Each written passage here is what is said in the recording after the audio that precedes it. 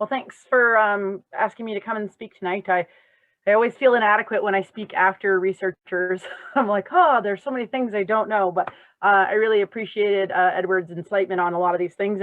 And this presentation that I'm going to share with you guys really builds on a lot of what what Edward has shared tonight, more from the rancher perspective than the researcher perspective, but applied research is the game I'm in. If I can make my computer work for me. So as Serena said, I do a bit of an introduction on myself. I recognize quite a few of the names that are attending tonight, so it's nice to see you guys, and hello to all of you that I haven't had a chance to visit with in a while.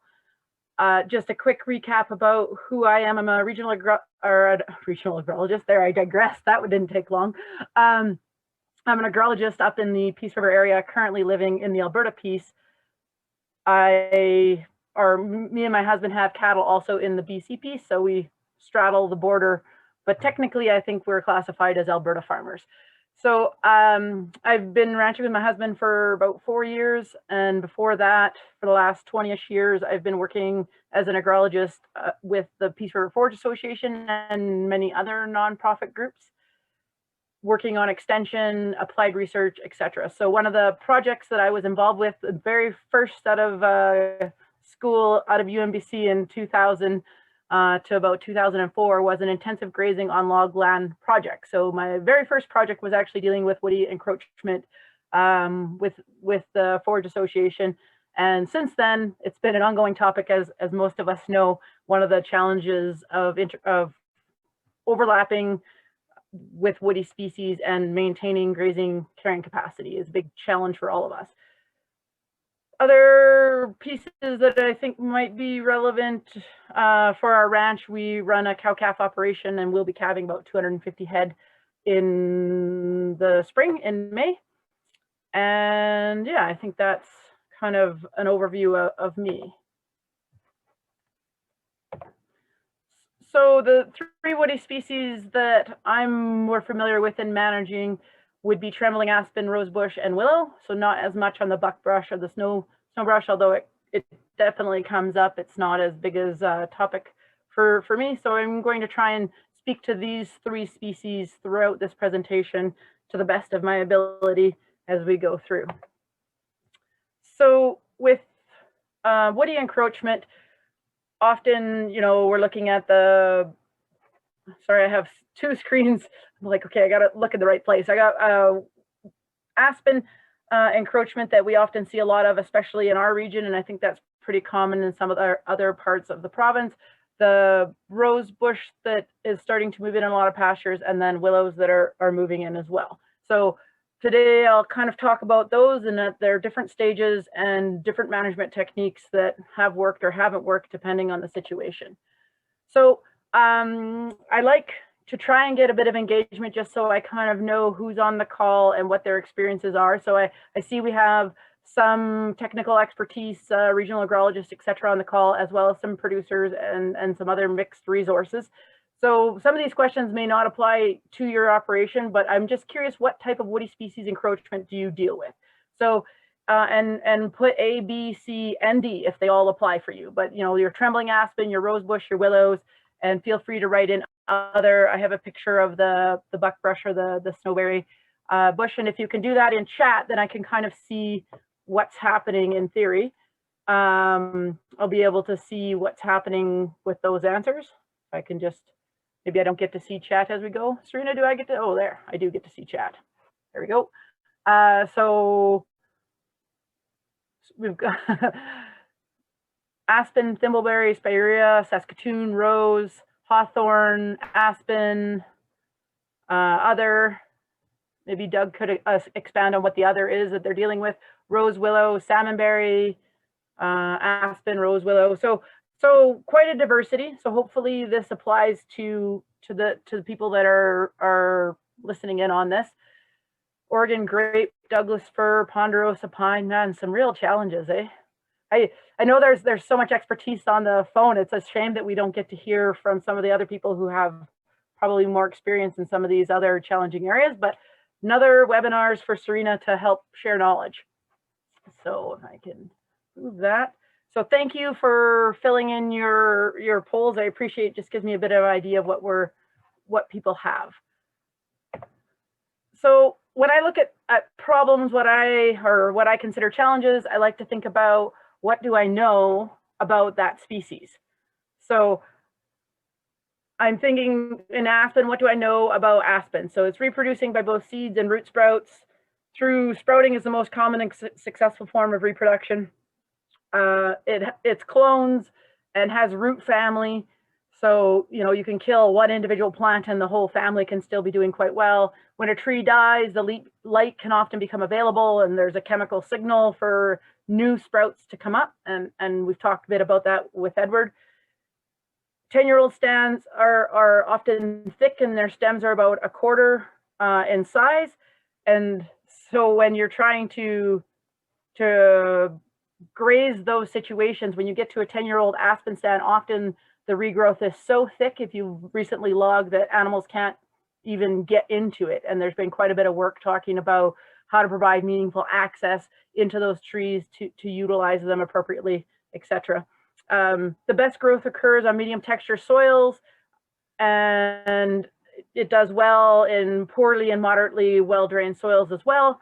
It's sensitive to water saturation and droughty conditions. And so I think that's something important to be thinking about when you're thinking about how are you going to best cause harm to this plant, which I guess is my goal on a lot of my pasture situations. Like Ed, I don't think it needs to be wiped off the face of the earth, but I don't mind the idea of it greatly reduced in my landscape. I just want to share a story. I was in Spokane at Society of Range Management, and Edward was talking about aspen and how to kill it. And one of the speakers there was then talking, he spent quite a bit of time talking about how to propagate aspen. And then the next speaker was talking about how to propagate and expand wolf populations. And Edward was like, well, have I got a deal for you guys? We know how to do both of those things. And it was quite funny because there was only half a dozen of us from BC, Alberta. And we were thinking, when you're listening to them talk, it was so bizarre. But certainly aspen expansion is a challenge in our habitat up here in the Peace and in some of the other areas. So it does best with soils with high water holding capacity. So that's more, can be stuff like the clays, or in some cases, it can also be sandier soils that have a perched water table with them. Good aeration is an important component for them. And so start to thinking about how that impacts what I'm doing on the land. Like when Edward was talking about overgrazing, some of the implications of overgrazing and how that can impact the plants that I want, but also the aspen. Rooting zone 8 to 24 inches or deeper, and it does well with moderate fertility and can do really well under high fertility situations. And so those are kind of the key pieces that I think about with aspen.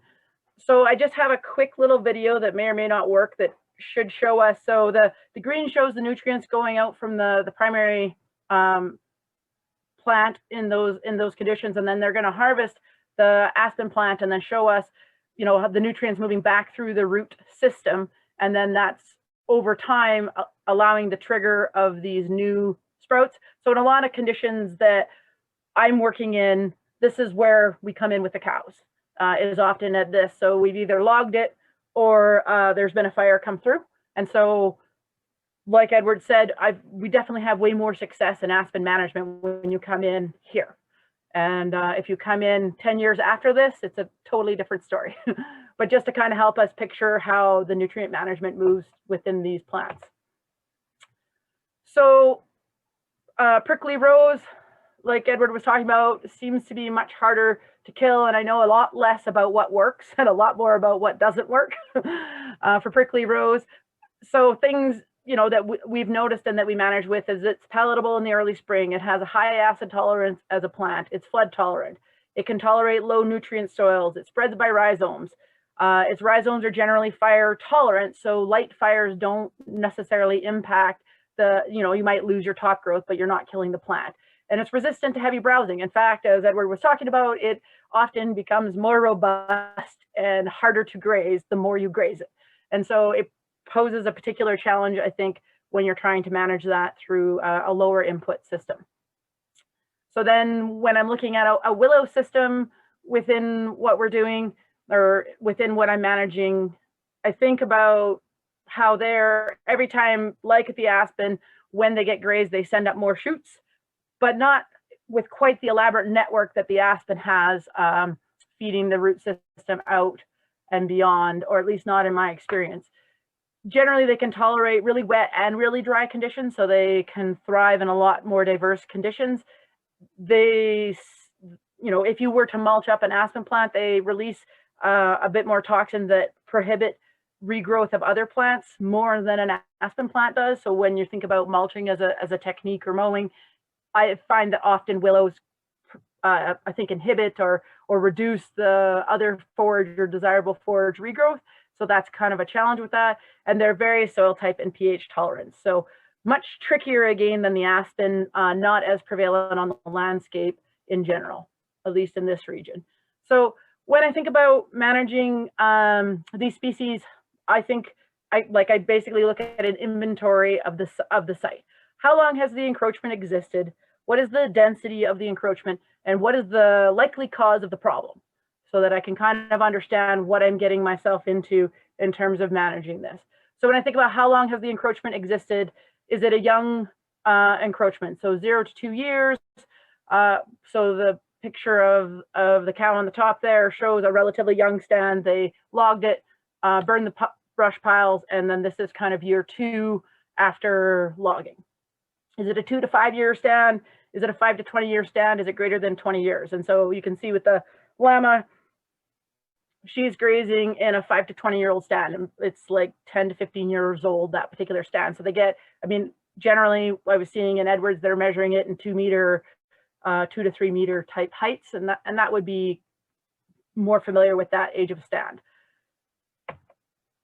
So for those people who answered about their woody encroachment, I'd be curious if you wouldn't mind humoring me on these polls of how long you've had these encroachment issues. So have you had them less than 5 years? Have you had them for 5 to 15 years? Have you basically had them forever? You have no idea, or it's not relevant to you. Just to give us a sense of how long those issues you've been struggling with those issues. And I realize you might have all the answers depending on the piece of, 40 plus years, exactly. Thanks, Nicole. And I expect that to be the common answer for people, is that, generally on their operation, someplace they've been struggling for multiple years. So I'm just going to pause and see what other answers I can gather up here.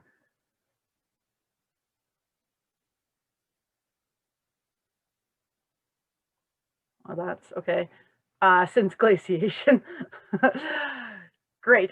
So those are the challenges, I think, that are harder when you have a long-term issue. And so one of the things when I think of, people who talk about long-term issues is I'm like, are they a long-term issue, or is it the same spot that has had a long-term issue? So sometimes I've had willow issues my whole life, but they've been generally younger willows that have been the issue because we've been managing them through fire or disking or something. And so I'm not dealing with a mature forest. I'm dealing with some younger, low, less than 2 meter height plant.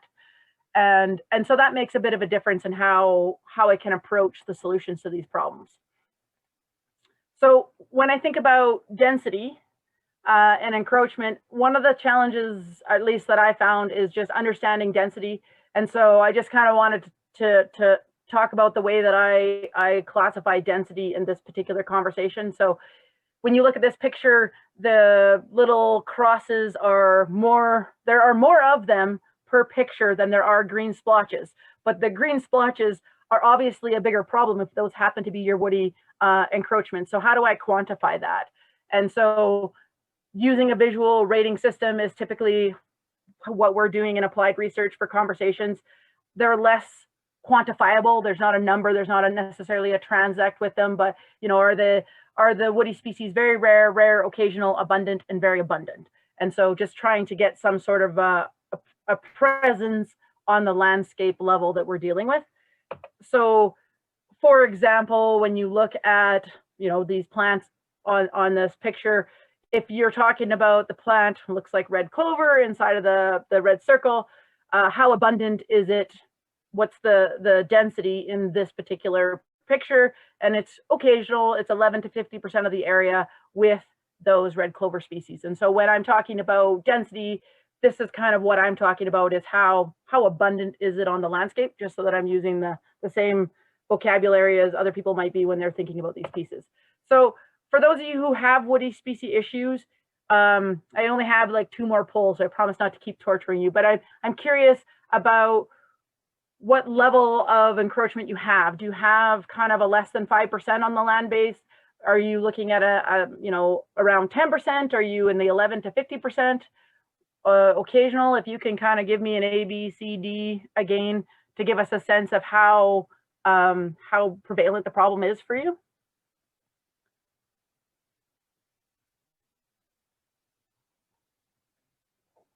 So we've got rare and occasional, and conifer infill has significantly reduced available grazing in the trench. So definitely becoming more abundant. And I know I've seen a bit of that in the caribou as well, where it's been transitioning from occasional to abundant in some settings. So everywhere depends on which pasture. And so, you know, when you're getting into those abundant scenarios, the options become much more challenging. When you're managing in ABC, you have a lot more options available to you. No big surprise, right? Thank you for participating in that.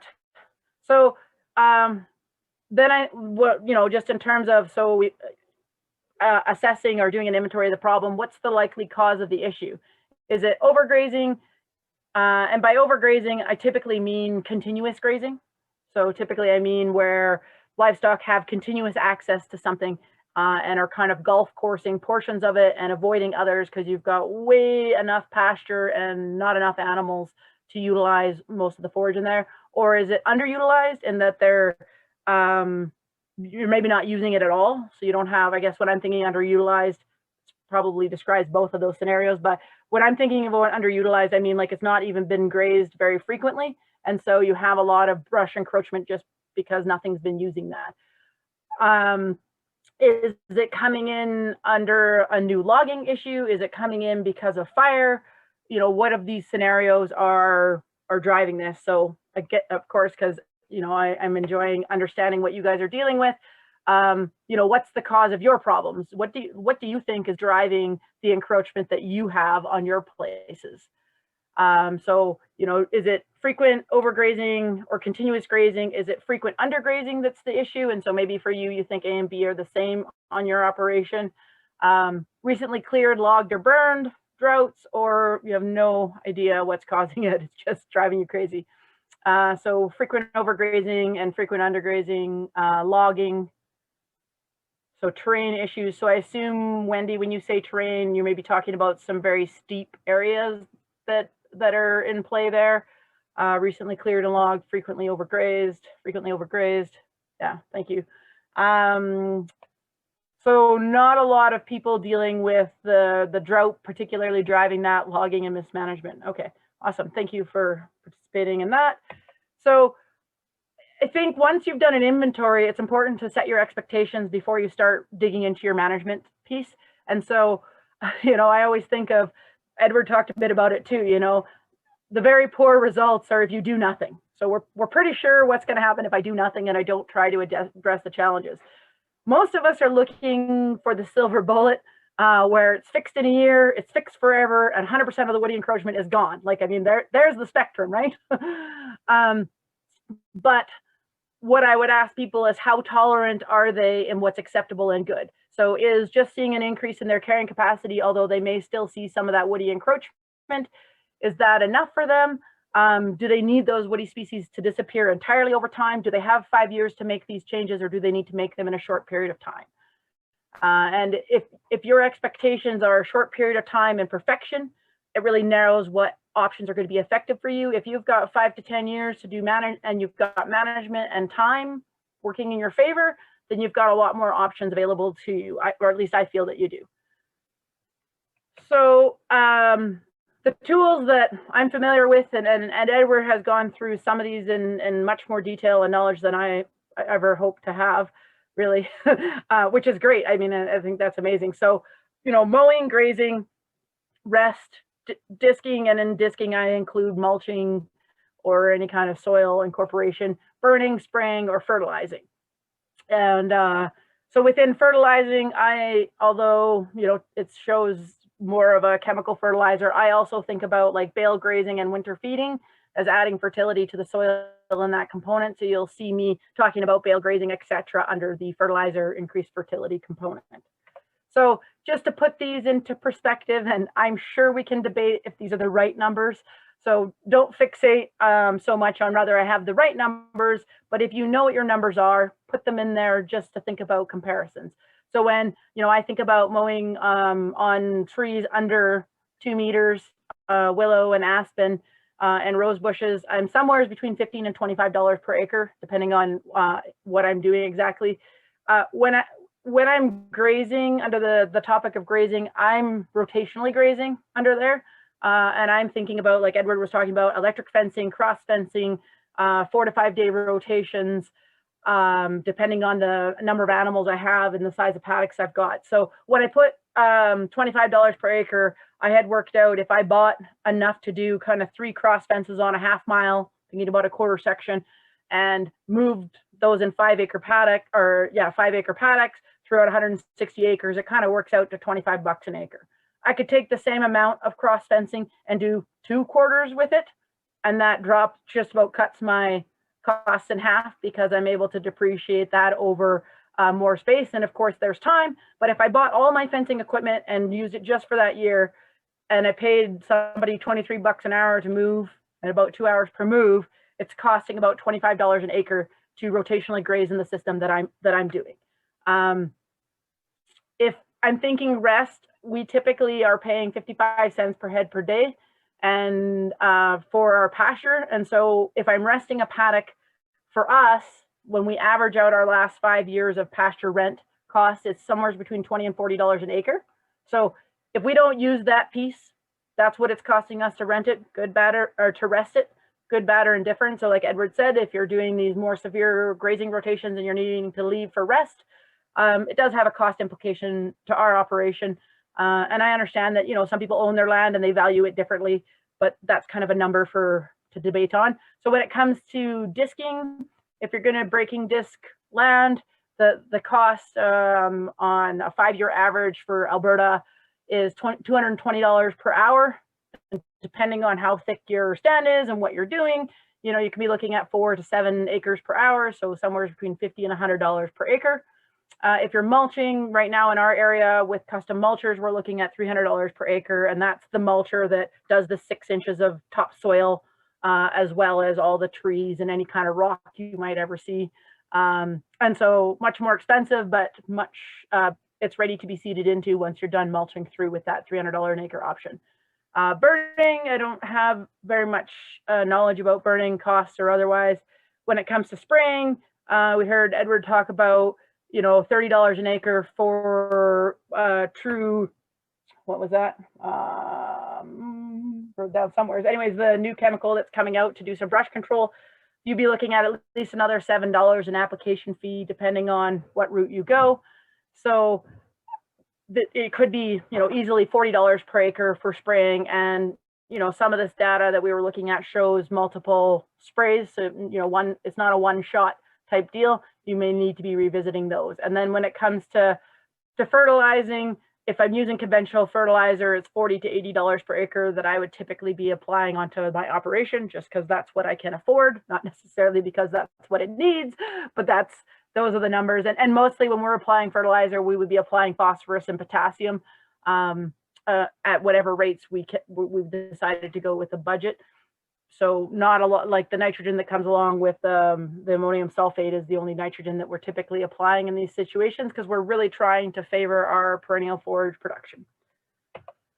So when I look at, so I'm just going to run through each of these species and these tools and when they might be appropriate and when they may be less appropriate from my perspective. Obviously, we've heard from Edward. He has a lot more research and a lot more data. So anywhere that you see contradictions, take this as, you know, what it's worth. My experience with some farmers in the piece. So, so within continuous, so I have the causes laid out on the left-hand side, and then kind of going across the management tool options. So some of these, the answer kind of depends on what the abundance or what the age of the stand is. So I'll just try to accommodate those as I explain, because I couldn't build the fancy angle graph that you know, somebody might want to explain these pieces. So continuous grazing. So if the cause was a continuous grazing system and you don't have and your abundance is low and the age of the stand is low, so if your encroachment is just starting, rotational grazing is a good option, pairing that with appropriate rest.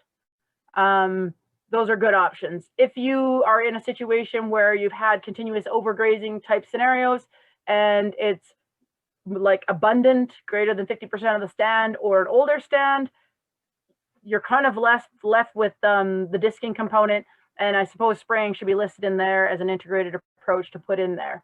So I have done some bale grazing, and I'll talk a bit more about that, and that's certainly a tool to deal with different levels of encroachment. The bale grazing is really a long-term tool, and so with aspen, we find it really probably the most effective. So, and I'll go through specifically, show you some case studies within that, but the aspen, that's quite a tool for those pieces. So in an undergraze system, again, usually if you're catching this right at the beginning of the encroachment, you can go to a rotational or slightly more intensive system and pick up that management. But again, if you're talking about more abundant systems, you may be looking at some of those other tools I mentioned above with the disking and the spraying. So if you're looking at an aspen stand where the abundance is less than 5%, again, as we said, the rotational grazing, spraying, and bale grazing are great options. If your abundance is 6 to 50%, you may find yourself having to mow just to get into some of these areas, depending on how thick and why they're encroaching. So for those people who talked about logging, you know, mowing can be a tool to improve your access to those places and allow you to get cross fencing, because for anybody who's done cross fencing in these situations, you spend an awful lot of time wading through the trees trying to get your fence strung up in those situations, and it sure is nice to have the mowed lines and gives you better connectivity for your power. So obviously in a lot of these settings, I'm talking on private land. Electric fencing isn't something that's super common on crown land, although we've been successful in getting some demos going in community pastures up in the Peace a little bit. And so we're certainly seeing some opportunities on those pieces becoming more prevalent, but obviously a work in progress in terms of investments. If you're looking at an abundance of greater than 50%, you're looking at some version of the tools of mowing, disking, burning, spraying, and fertilizing. And I think Edward really covered, you know, some of those tools are really appropriate, but the access to them are much more challenging. And so I haven't managed in an area where I have an abundance of greater than 50% in a lot of our pastures. I might have, out of 160 acres, I might have 20 acres that have abundance willow, but not my 160 acres that have abundance encroachment of willows per se. In lots of the cases where we're trying to manage them, we've got ahead of that. And so within the less than 5-year stand, rotational grazing is definitely an option. Bale grazing works amazing. When you get older than a 5-year stand, again, the mowing, some rotational grazing can certainly help, but it's hard to get ahead of at that point, and you have to be much more on your game.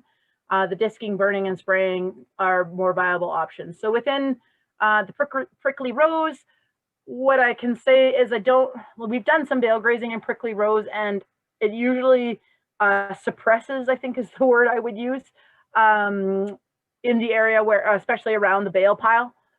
But I haven't been doing it long enough with any intentional awareness to know when it comes back. But I'm sure it'll come back if I keep doing the same management that got it there in the first place. And that's what I look at with all of these when I was thinking about the site inventory is, what does Einstein say? The definition of insanity is doing the same thing and expecting different results.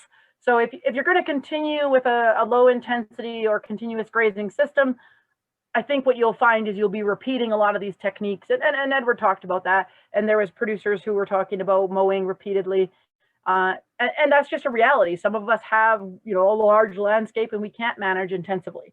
But for those of us that can manage intensively, I do see an end to that work in 5 to 10 years. It doesn't have to go on forever in some of these situations. So on the prickly rose, what we found, what doesn't work is we tried some rotational grazing, but we only half had our ducks in a row. and we just made it more robust. We didn't make more of it. We just made the stuff that was there less desirable to graze. So now we're in a situation in one of our pastures where we have old 10-year-old plants that nothing, you can't hardly drive a quad through. It's just about like a willow bush. And so, the next thing we're moving to on those is looking at spraying and mowing together.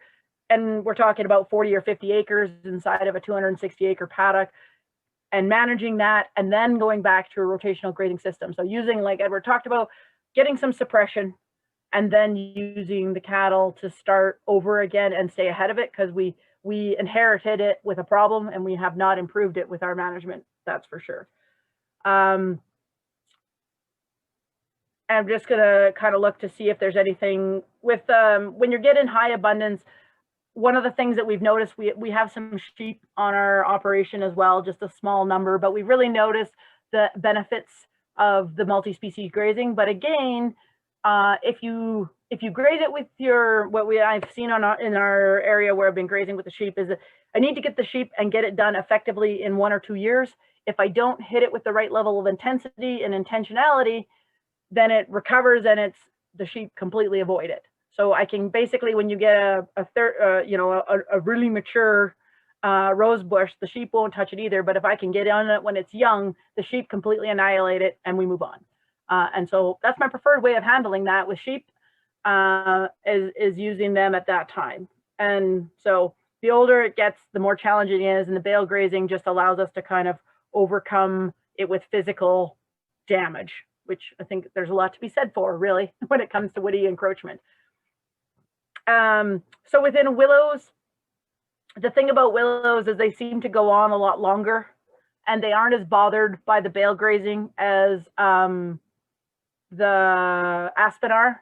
Like Edward had said, aspen are kind of wimpy, and if you beat them up for a little while and bully them around, they kind of go away at some point. Willows seem to take advantage of any kind of a break you give them, especially if, like in a lot of our cases, we're fighting willow in poor soil fertility. And so they take advantage of when the forage isn't doing as well, they seem to be able to take advantage of those situations. And so bale grazing is certainly a good tool, but it's not as great a tool as it is for the aspen. And I find that the aspen is more across the landscape, and the willows have more centralized locations, small locations. And so I think within those, again, catching willow when they're first coming in is a critical component. You don't want to let them get older. Then you've got to go into the more invasive or intensive management, mowing, burning, disking. And it's not, I don't have anything against those management practices. I just don't own most of that equipment. And so I'm trying to do what I can. Like, we're trying to manage with our cows as much as we can. And if we're going to do any of those things, we have to go out and rent something. So we might rent it to get ourselves ahead of something, and then we're really trying to use our management to reduce the amount that we have to rent those particular tools. That's a big part of what we think about when we're talking about managing on our place. So when it comes to grazing management for woody species, there's timing, there's intensity, and there's the right animals. And so I'm just going to briefly touch on those pieces from my perspective. So when it comes to timing, I just wanted to highlight a project that I came into when I first started with the Forage Association. So this is over a quarter section. So I think this is the area that he was grazing with about 160 acres, but there's other pieces of the land that are beyond the half section. So within this paddock, sorry, I just have a thing blocking some of my view of that particular paddock. So anyways, this producer logged, so Glenn Hogberg, who lives between Ground Birch and Dawson Creek, for those of you who know the area, that's west of Dawson Creek, about half an hour. And in 1998, he winter logged this, all this cleared land, and they winter seeded it in the fall, in the winter of 98. So I think they flew on seed in February, and then they didn't get to grazing it until the spring of 2000. because there wasn't much there to graze in 99. So in the spring of 2000, I came on the scene as did the cows, and they started grazing these sites. And what happened in this pasture was on the north side of the creek, they did 5-acre paddocks with 30 heifers and moved. He had young kids at home at the time, and they moved them every 3 to 4 days. And they were super intensive, and they were there in the perfect timing. In June, they came on and did all the textbook things that Edward talked about. On the south side of the creek, they couldn't get the cows there. They didn't have enough cows to do everything well, and they did not textbook graze the south side of the creek. They were often hitting that in the more July, August time of the year, and couldn't ever get out there in the early spring because they just couldn't get access to that piece at that time. So it really made a big difference in terms of how effective the management was on those two pieces. So one of the pieces that Glenn learned through that management was the value of starting. So in these circles, what I'm trying to highlight is that if you start in this is a 20-acre paddock on the south side of the creek, and you rotate around, then what he would do is turn around and go back on his grazing. And so he was really trying to focus on getting a quick graze and nipping everything, getting a bite on everything, and then getting back. And he found that in the spring, there wasn't as much grass. And by the time he got around to his start paddock, it still hadn't recovered from the grazing. So both the aspen and the forages hadn't recovered. And so instead of just continuing around in a circle, turned around on himself and went back. But the piece of making that successful in his mind was that in 2020, in this example, he would start in a different paddock and take a different rotation and do this.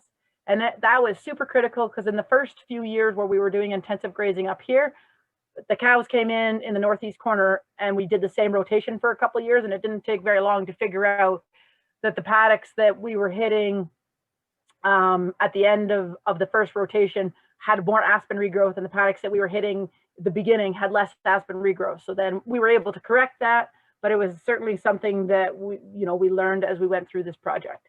So now in 2019, so what I had talked about, the good management, he did 10 years, or wasn't even 10, I think it was 7 or 8 years of intensive management on the north side of this creek, and got textbook control. The roots, the stumps were all rotting out, beautiful pasture, very productive.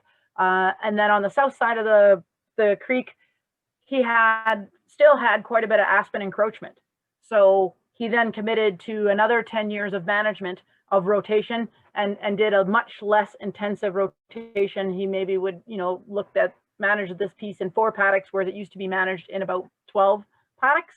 And so once he got that control and everything stopped suckering, he was able to back that off. And I had 3 sites that I was doing this in at the time, and all of those sites had that experience, that at some point, depending on how effective and how diligent they'd been in their management, they were able to back off of the intensity in 5 to 10 years on those sites. And then, if they weren't intensive or they missed stuff, they had to pick up and do a bit more management.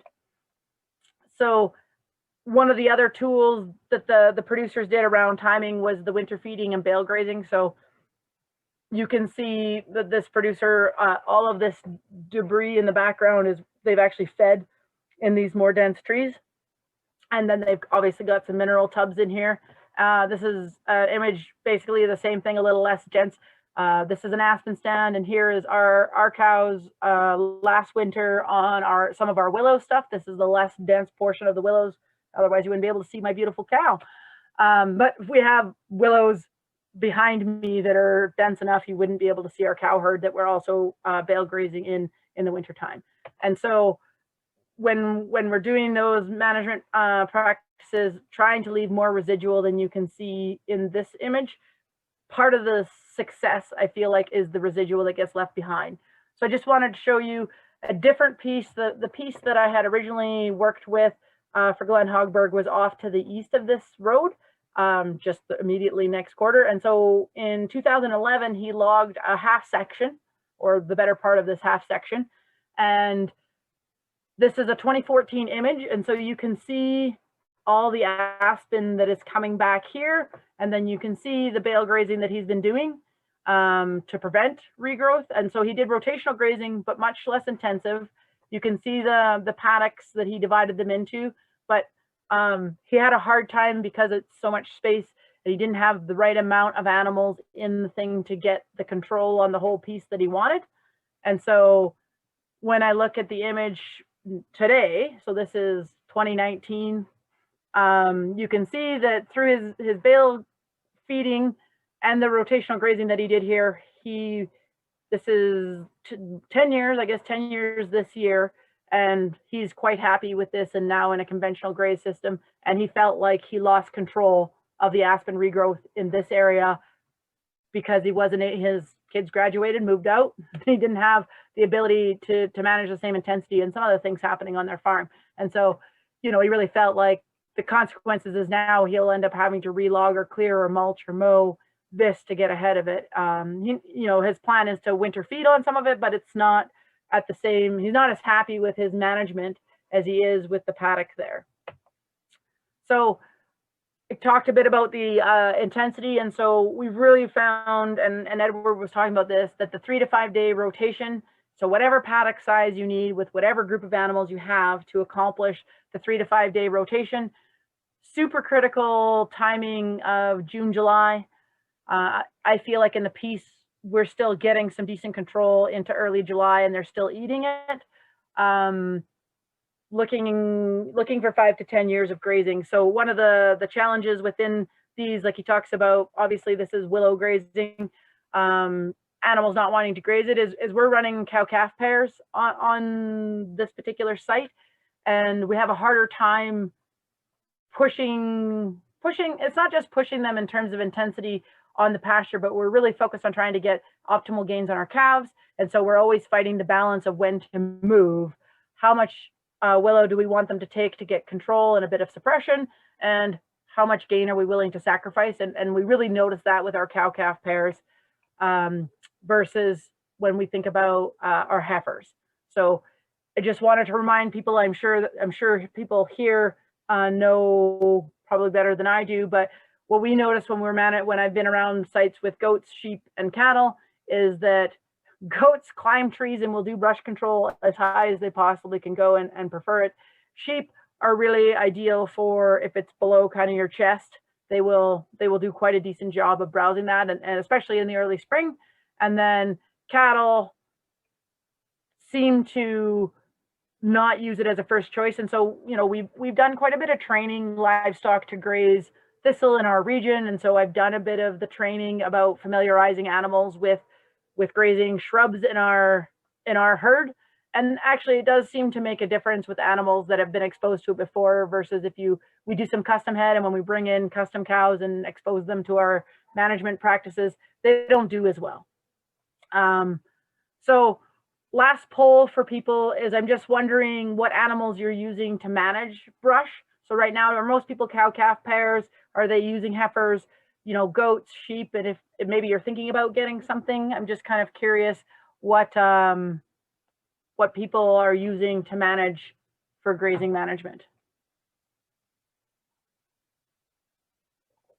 For those of you who fell asleep, I'm going to sit here for a minute and wait for you to fill in a few which animals you're using to manage. Nice. Some sheep and cows. And so Highland cattle, horses don't manage anything.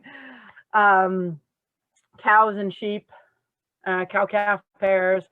So the people who've been managing with flares or multiple species management seem to have the most options available to them. I know in our operation, we thought that we wanted to graze everything together, but what we've really seen is grazing them through rotation. So kind of often we think about putting our sheep through first, and then cattle when they're in the same geographical area. Goats get everything outside their pen. Sheep, cow-calf, everything. So I think each operation has to find the different ways of making this work. I know in our region, I know that Edward is talking about the market limitations, but there really is getting to be a lot more market for goats and sheep with the market diversification that is happening.